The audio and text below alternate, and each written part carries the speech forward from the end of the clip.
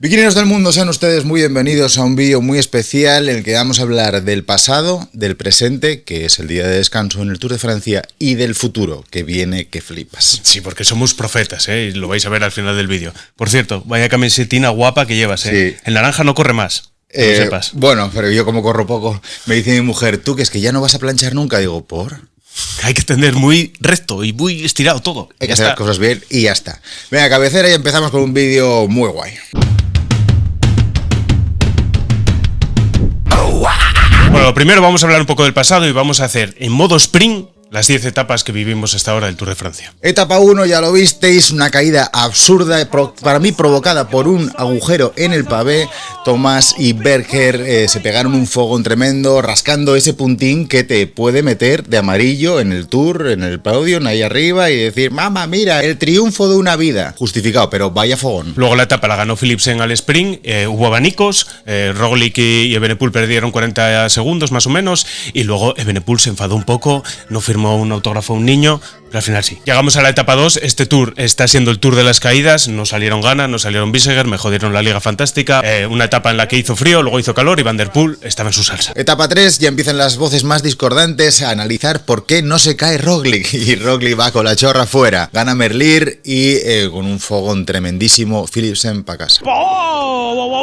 Philipsen crashes. Llegamos a la etapa 4, una etapa que se va a recordar a lo largo de la historia porque es la victoria número 100 de Tadej Pogačar. Here goes Mathieu Van der Poel. Pogačar goes for the finish line now. It's gonna be 100 career wins. Tadej Pogačar, stage number 4. Enhorabuena, nuestros dieces, y nos le damos los dieces a Lenny Martínez. ¿Qué manera es esa de comer? Tú tienes que venir aquí a pasar, un mes aquí a Asturias para enseñarte cómo se come. ¿Qué es eso de poner ahí la barrita con una goma en la potencia? Está muy mal. La fabada sin goma, Lenny. Estos franceses no saben comer. Llegamos a la etapa 5, que fue una crono individual en la que Renko pues tiró de galones y la hizo impoluta. El fiasco del día fue del amigo Jonas, que le metió 1 minuto 13, creo recordar, Pogačar a él, y bueno, pues se distanció un poco en la general. Lo mejor, como siempre en estos casos de las cronos, son los cascos, que cada vez son más absurdos.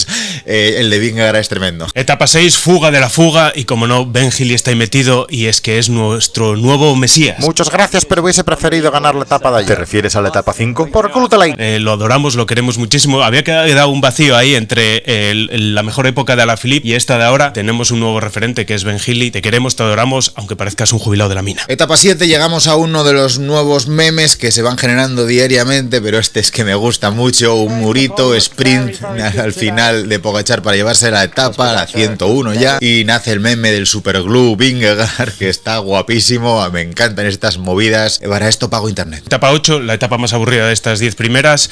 Llegaron al sprint, ganó Jonathan Milan y no sé, unas gomas muy bonitas. Llegamos a la etapa 9 y Van der Poel ese día por la mañana se le rompió una venina en el cerebro, yo no me digas, y dijo, ¿por qué no me hago toda la etapa con un colega yo solo? Si es que toda esta gente me va comiendo la cabeza, me tienen la cabeza loca.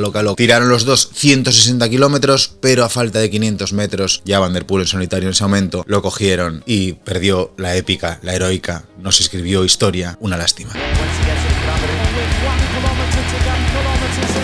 Duele, duele. Al final ganó Merlier ahí en el sprint, todos íbamos con Van der Poel, pero bueno, el objetivo que tenían Van der Poel y Ricard era que el bueno de Ricard subiese al podio en algún momento, y lo consiguió, porque lo nombraron el más combativo de la etapa. Etapa 10, nueva fuga, y una vez más Ben Hill se mete en ella, genera la fuga de la fuga de la fuga de la fuga, y llega a unos 30 kilómetros finales, lo visteis ayer, en los que nos dio muchísimos espectáculos, que es que no te podemos querer más, Ben Hill, y hace 2 minutos lo decíamos, pues ahora te queremos un poco más.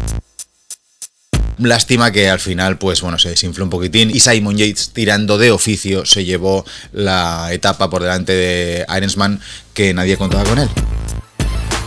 Y antes de continuar, estos vídeos que van a venir ahora del Tour están patrocinados por una marca que nos quiere muchísimo, que es Siroc. Marca asturiana que acaba de sacar su 8ª generación de maillots, el M8, como podéis ver aquí, iba yo el otro día todo regalado con él, guapísimo, es un poco más cortín que los demás, la verdad que me gusta mucho, decir que llegué a 800 vatios medios normalizados gracias al maillot. Todo esto que estoy diciendo es falso. Estás con una bestia. Bueno, que sepáis que el código Bikineros os vale para la web, os da un 10% de descuento, también vale para las tiendas físicas de Gijón, de Madrid y la nueva que acaban de abrir en Barcelona. ¿Vale? Entrar ahí, cucar, comprar cocinas guapas, 10% de descuento, código Bikineros. Seguimos. Llegamos a la segunda semana. Mañana, miércoles, empieza esta segunda semana, que son 5 etapas, ya que el día de Francia, la toma de la Bastilla, que coincide con el cumpleaños de este señor, fue ayer lunes, que suele ser la jornada de descanso, con lo cual descansamos hoy martes y empezamos el miércoles con una etapa, bueno, sube y baja sencilluca, que se puede pensar que va a ser para los sprinters. Esta semana va a ser la semana ya de los grandes puertos y tenemos pues en la etapa 12, tenemos ahí que suben Autocam. Etapa 13, el viernes, tenemos la cronoescalada, que hará Renko, ya se verá. Etapa 14. Con 4 puertazos, ahí hablamos de unos Pirineos de gran nivel, acaban super bañeres, que son bañeras de un tamaño XXL. Sí señor, y la etapa 15 ya para el domingo, pues llegarán ahí a Carcassonne, pues no sé, a comprar unas espadas, a ver la ciudad medieval, que es muy guapina. Y llegamos a la sección de las profecías. Aquí han nacido 2 profetas, jamás hemos acertado nada en nuestra vida, ni a nivel sentimental ni laboral. Hostia. Pero hoy yo creo que podemos escribir una nueva página en el destino del fracaso de estos 2 señores. Comienzo yo, que tengo un nombre, un apodo lamentable de profeta, que es Pradocalipsis. Tiene nombre de helado, ¿eh? Ah, pues sí.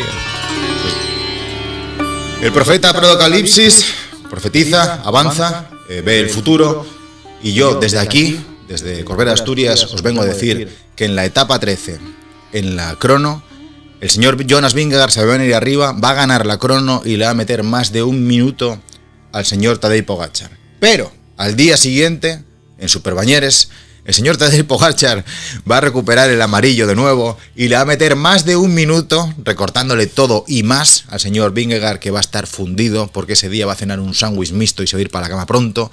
Y el señor Pogačar se va a meter fabada y cachopo y arroz con leche para cenar. Y otra vez lo mismo para desayunar. Esa es mi profecía, aquí queda. Que yo lo vea. Bueno, y el segundo profeta, que soy yo, soy Carlos Eduardo del Sagrado Monte Naranco. Un poco imitando al queridísimo Carlos Jesús, Chuchu y todas las historias, que por cierto murió hace poco. Bueno, y mi profecía van a ser 2. Por un lado está el tema de que en estas 10 primeras etapas ninguna la ganó ningún outsider. Todos son pues gente de pata negra y ciclistas que piensas que pueden ganar etapas. Entonces va a llegar esta semana la primera victoria del outsider. No me des tortazo, por favor, por el anglicismo. Estaba cocinándolo. Y va a ser para Iván Romeo. Iván Romeo va a ganar una etapa del Tour de Francia y va a ser esta segunda semana. Y por otro lado, pensando en la clasificación general, creo y vaticino que el Visma va a ser capaz de meterle mano a Tadej Pogačar. Van a utilizar la táctica esa de las alimañas, esa de los velociraptors atacando al T-Rex. Van a quitar a todo el equipín del UAE del medio y le van a meter mano y le van a conseguir meter minutada a Tadej Pogačar. Pero Tadej Pogačar va a ganar este Tour de Francia con Jonas Vingegaard segundo y Jorgensen tercero. He dicho. Profecía arriesgada la de Carlos Eduardo, pero bueno, si ¿has acertado alguna vez alguna profecía de estas? Yo sepa, no. Hoy sí. Pues ese es el currículum del amigo. Bueno, y para finalizar, después de las profecías, después de ver cómo fue la primera semana y cómo va a ser esta segunda, vamos a soltaros aquí algunos récords y datos random para que tengáis algo de qué hablar en la parada del café en vuestra grupeta. Por ejemplo, el señor Tadej Pogačar no fue el único en ganar en su debut el Tour de Francia. También lo hicieron en su día el señor Fausto Coppi, sonara de algo, en el año 49, Hugo Koblet en el 51, Anquetil en el 57, Gimondi en el 65, era vecino mío Eddy Merckx en el 69, Bernal Hinault en el 78 y Fignon en el 83. Son nombres que están en la historia. Pues bueno, el caso de Pogačar también. Muy bien, chaval, muy bien. Otro récord, y este es de los buenos, porque muchos de estos los oyes y dices tú, ¡ay, qué interesante! Pero a los 2 segundos ya se te olvidó. A mí se me olvidó lo que acabo de decir. Pero este no. Y es que el ciclista con más maillots de topos, este maillot de puntinos rojos, el ganador, el mejor de la montaña, el más bueno de todos, el que más veces ha ganado, fue nuestro querido amigo Virenque, con 7, 4 días consecutivos, y el último español en ganarlo fue ya hace demasiado tiempo, que fue Samu Sánchez en el 2011. El Tour más ajustado y el más abultado. El más ajustado fue aquel de la desgracia del amigo Perico Delgado, que le ganó Le Mans a Fignon por 8 segundos. Ojito, en el año 89. Hay un documental muy guapo, no sé qué en plataforma, pero si buscáis lo podéis encontrar, de ese Tour. Está guapísimo. Y el más abultado fue en 1903. Esto ya prescribió, no me jodas, esto era de otro deporte. Le metió casi 3 horazas el señor Maurice Greene a Lucien Potier. 3 horazas. 3 horas. ¡Qué enfrío! ¡Qué enfrío! Y el premio al ganador de más etapas dentro de un mismo Tour está compartido entre Pélissier y Eddy Merckx con 8. Este año Pogačar lleva 2, ¿Conseguirá 6 más? Está difícil, pero oye, si alguien es capaz y él. Y la etapa más larga del Tour de Francia de la historia fueron 482 kilómetros entre Les Sables de Olonne, entre Les Sables de Olonne y Bayona, ¿vale? Bayona, no J. Bayona ni la de Pontevedra. La de Francia. 480 y pico kilómetros, colegas. Se tarda más o menos estas 20 horas que tardaron ellos a toda leche. Pues bueno, pone 26 para globeros, ¿no? Y hay que coger un ferry. O sea, no está fácil, ¿eh? Lo que más me llamó la atención buscando esta gilipollez en Google Maps es que en 482 kilómetros de etapa solo tienes 640 metros de extensión acumulada, según Hostia. Google. Que no me digas. Ya. Pero claro, aquí la velocidad media... O la carretera no serían las mismas, pero mira, yo me voy de vacaciones ahí a las Landas, igual me hago la etapa un día. Pues sí, mira, con la Fixie. Y hasta aquí el vídeo de hoy, mucha información, mucha historia del Tour, estamos disfrutándolo muchísimo, vienen ahora unas semanas guapísimas, esta semana va a ser de track, aunque solo tenga 5 días, y nada, el lunes que viene nos veremos otra vez, contaremos nuestras pericias, iremos viendo si vamos acertados o no con nuestras profecías, lo iréis viendo, podéis reíros de nosotros en Instagram, en donde queráis. Lo mejor que hay en la vida es la autocrítica, que lo sepan ustedes. Sean ustedes muy felices, disfruten, como decía Edu, de estas 2 semanas de Tour, nos vemos la semana que viene para analizar el desenlace, que es lo mejor. Ahora estamos en el nudo. Eso es, cuidaos por Dios. Sí.